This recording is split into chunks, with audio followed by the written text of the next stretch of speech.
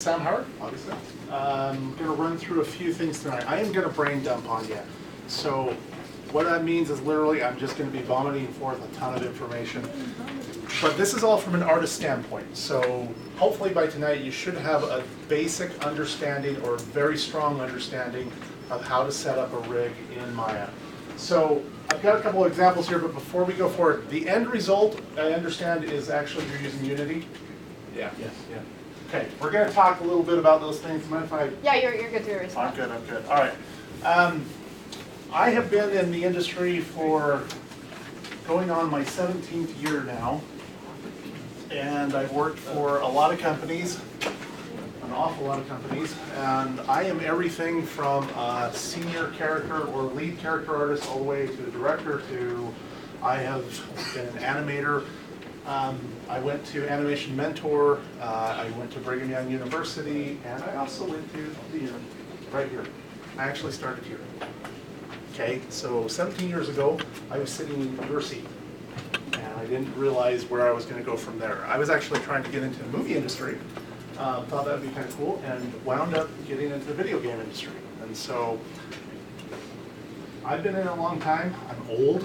Dinosaur. You don't look it. Thank you. They're comparing you to me right now. We'll just stop right there. Anyway, I know what you're thinking. I know the worries and kind of concerns that you guys have. And I know that you guys are facing a few challenges and stuff like that.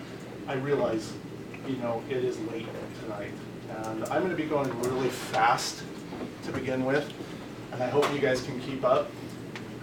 If you're having trouble keeping up with me, because what's going to happen is you're going to hear me start talking, and I'm going to start getting really fast, and then I'm going to start moving really quickly, and I'm going to start getting things done really fast. This is how I talk most of the time, because I'm working in commercial art. Because I'm in commercial art, we do a lot of stuff. Okay, we have to get things done really fast, and I'm usually spending about 90 hours a week working on this stuff. And we run into all sorts of problems all the time. Okay, is that too fast for you? No. Okay. This is how I have to communicate, by the way, because typically, all of a sudden, I'll be sitting there at my desk, and then somebody will call and say, I've got a problem with this rig. It is broken. We need to fix this right now. And so we're having to fix it. We only have a few minutes to get it done. All right, so what I'm going to do is we're going to talk really quickly about your end result in Unity. There's a couple of things when you're building a rig that you need to understand. First of all is your joint access. So, and orientations. Okay, what's the difference between orientations and axis? What's the joint axis? Where the X, Y, and Z is pointing. Where the X, Y, and Z is pointing. So you get your joint axis right there. For example, you might have X, you might have Y, and then you might have Z coming right out here. Okay? What is the difference between that and orientation? Which way the joints are pointing. Which way the joints are pointing. Why is this important? So that way it moves properly. Okay, if you're an animator, and all of a sudden you have a chain that's going like this, of bones, and you are right here on this one, and you're rotating it in the X axis, and it's rotating in the Y, what happened? You guys know this, come on. Weird stuff's happening, what happened? What did the rigger not remember to do? To check its orientation. To check his orientations. Okay, so how do we check these orientations? We're going to walk through a couple of these things today. And the other thing I want you to talk about is we're going to talk about how to rig a character properly for Unity. Now, a couple of things that you guys probably, let me ask actually, I don't want to go over stuff that you guys already know. Has any of you ever looked into what are the specifications for Unity's skeletons? Has anybody ever read Unity's specifications? Okay, for example, see this guy right here? We started our joint, we're going all the way up the back, and he's got 1, 2, 3, and then his neck joint all the way at the very top right here. All these bones coming through here. Did any of you ever take the time to read the specifications and find out that Mecanum only allows you to have 2 joints? In Unity? Oh, dang it, yes. 2 for the back. That's all you can have. One of you might want to come over here and do a little arm rig where you have a twist bone. I'll do this real quick. You might want twist bones and then your joints and stuff going down the arm like this. and you're thinking, man, I've got that cool controls, I can do this, I can do this, my rig's really cool. And Unity says, well, you can only really have these. And it's funny because if you read the documentation in Unity, it says, why do you need that? You don't need twist bones. You don't need these extra joints running up the back. None of that is important. You can get all the movement you want. It literally says this. So please, take a moment. I want you guys to read through it a little bit and find out some information about it. Because when you're building a skeleton rig for Unity, and you've gone to all this level of detail, and all of a sudden you're dropping in your skeleton, and you're like, it doesn't work. I did all this cool movement, and it doesn't work. Why? Here's what's happening under the hood. So, in Unity, you've got said skeleton right here that you've created. Yay! Whoops. Let's do that. Sorry. All right, you've got said skeleton. He's got all the joints that you wanted. You got little twist bones up in here. You've got your hands right there, twist bones in here, twist bones, all this stuff, so that your animator can come in and quickly animate. And you've created all this right here, and you now need to push that over to this weird skeleton that Unity has that goes like this. I've got, here's my shoulder bone, there's that, and then I'm coming over here doing the same thing right here. I've got one bone right here, I've got one bone right here, and then I've got my pelvis. Off my pelvis, I have this. Now, this is what's happening under the hood in Unity. And you can go ahead and yell at the Unity guys for this. I'm happy if you want to. Okay, they created a skeleton within the system. When you import your model with your stuff, and you use Mecanum, it immediately transfers all that data to this. So all that rotational stuff doesn't matter. So Mecanum, go Can ahead. you like override that? No, You can't. you can't, unless you switch to generic rig. That means that you have created the rig, you're the one who's authoring it, and any problems with the rotational axes and all that stuff, that's all your fault. Okay? Why? So meaning the other one is that the humanoid? This one is their humanoid rig for, sorry, that doesn't even look like humanoid. So that's set at, the humanoid's set at default, and so can you switch it to generic? You can. Okay. You can switch it to generic, but make sure everything's set up correctly. Now, the problem with using this versus Mecanum, Mecanum has a new way of naming everything. Okay, so in other words, when you import into Mecanum, everything needs to be, all your animations need to be on one skeleton, so that you break it up, all the little parts. So for example, I'm running, to I'm walking, to I'm throwing a ball. All of it has to be on one skeleton so that you can break them out. You're the one who has to do that. Where a generic rig gives you the opportunity, and this is why generic rigs are actually better in Unity. I can go inside there and got a football player, he's throwing the ball. Okay, that's cool. I did everything I needed to do. Client comes back to me and says, you know, I kind of like to have him catch the ball. Oh, well, cool. I can now take that rig, run, catch the ball, and he's running off and he's doing it. Client says, you know what, I actually think I'd like to see him get tackled. Okay, well I can now build that animation. The way I'm doing it with Unity's old system of doing stuff is that every animation I have, for example, let's call this guy Bob. This is Bob. Bob is my generic rig that I've created. Everything after Bob is going to be @ symbol, run. Bob, @ symbol, play. Whatever animation I want, I can now throw onto that rig. So I can create a library of animations based upon this simple generic rig that I've done. Where the difference would be, I'd have to go back to the original animation file that I have for Mecanum and add in that new, he's now tackled. And then I have to import that back in, and then I have to break it up. it sounds to me like some Nordic troll built this just to damage us. I don't know why they did it. Okay, so what we're going to talk about right off the bat, by the way, who was the person who did this model? Who did this?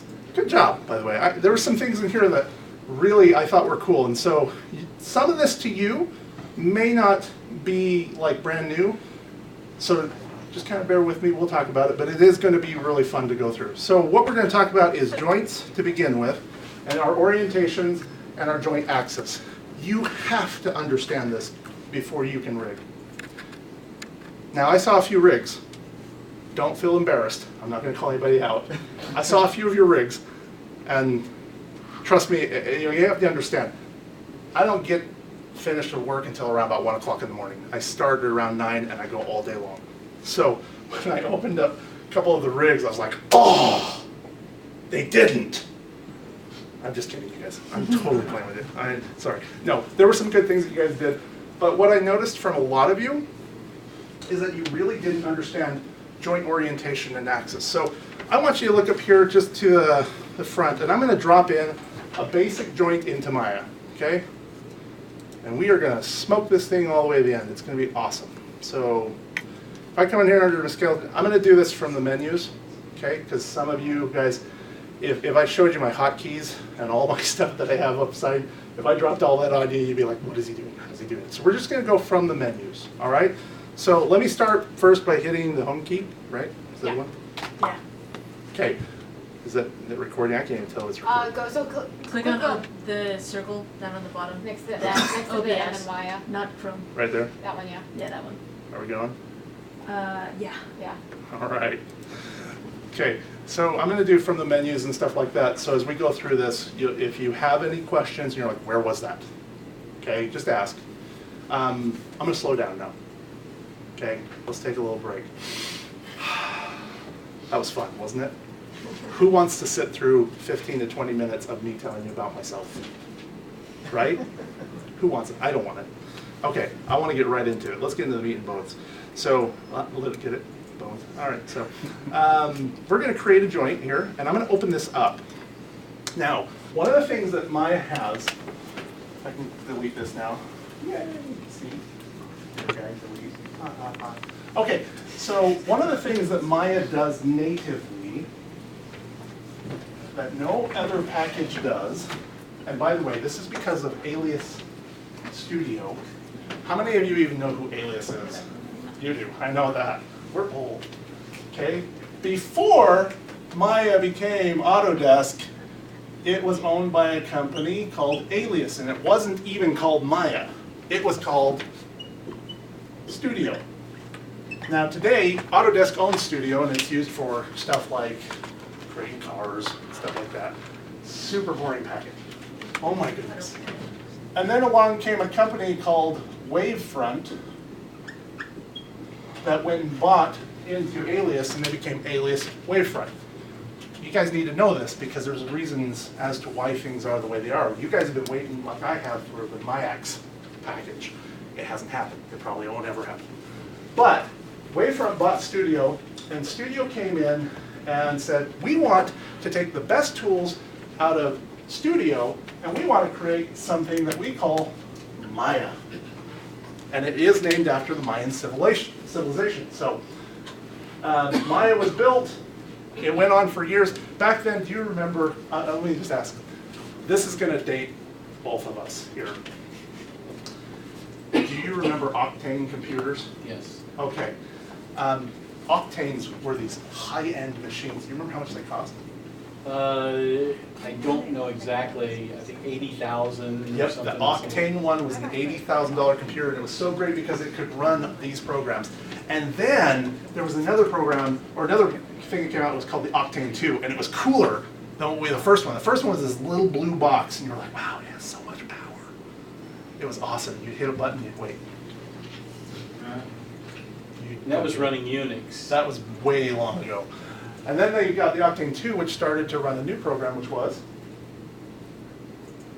Unix, started to run the first versions of Linux. Oh, it was Linux. Yes.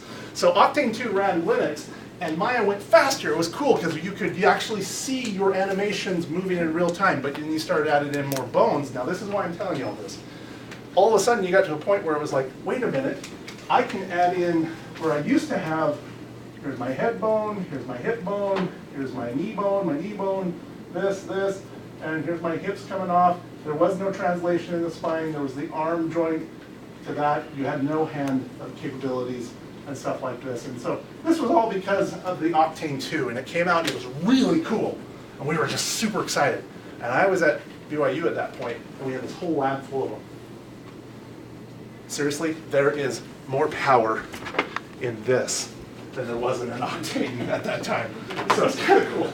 Anyway, things have changed so much. By the way, back then in the movie industry, you only worked in NURBS, which were non-uniform rational B-splines. You didn't touch anything until a certain person by the name of Ed Catmull came along and he created what? Pixar. Pixar, but he did something more important than just create He Pixar. did the first rig test. He moved everything around. He did that, but he did something else. Keep going. He created subdivision services, which now, that's right. You're like, what?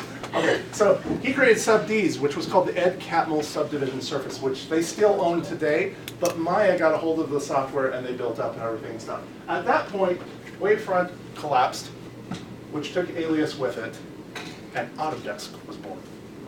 Autodesk came in and took up Maya, eventually took up 3ds Max, and now it owns pretty much every software out there. Softimage. Softimage. Oh, I loved Softimage until they touched it. Anyway, but what happened that they did was really cool. They actually started to look at underneath the hood and say, wait a minute, we need to improve things like skin clustering and stuff like that.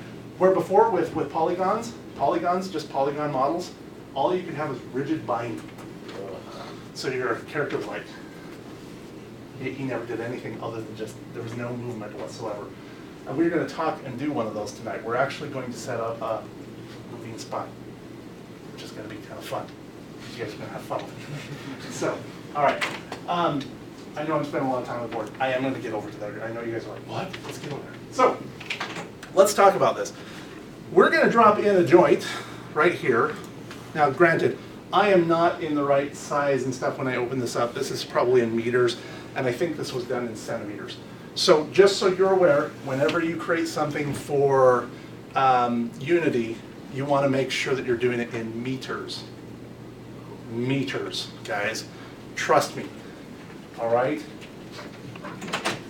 Let me make sure